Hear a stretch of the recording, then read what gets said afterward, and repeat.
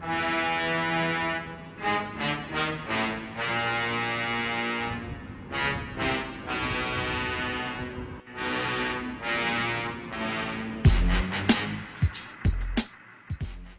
you have a book for me? Yes, sir, I do. It's called There and Back Again.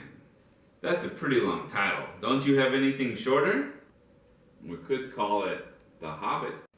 That's too short. Do you have anything in the middle? I was thinking The Hobbit or There and Back Again. I love it! So, what's this thing about anyway? It's about hobbits. Hobbits?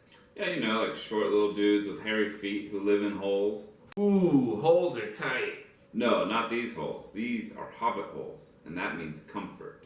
So he stays in his hole? No, not at all. No, he meets a wizard and dwarves and goes on an adventure and meets elves and gets captured by goblins, and then he falls down another hole, and this one is tight.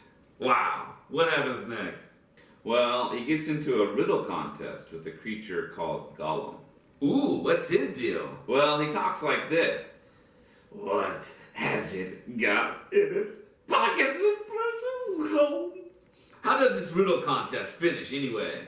Well, Bilbo says, what have I got in my pocket? And Gollum doesn't know. That works? Yep. Wow. That's not really a riddle though. But I couldn't think of more riddles as a thing. Fair enough. So what happens next? Well, Bilbo escapes and finds his way to the dwarves, but then they get chased by goblins and wolves. Oh no! How do they escape? Well, they climb the pine trees to escape from the wolves and the goblins, and then they have a quick meeting in the trees about what to do next. Ooh, let's give that meeting a name.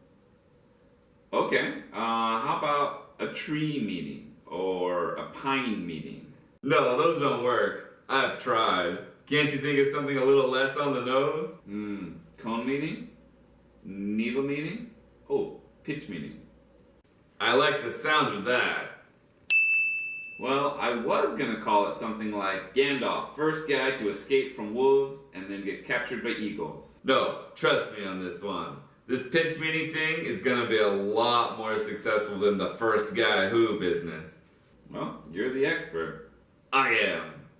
So what's the deal with these eagles anyway? Well, they show up and carry them away from the wolves. Great! So they get carried all the way to the dragon? Well, no, just to the edge of a very spooky forest. Why not to where they need to go, though? Because I need the story to happen. Fair enough.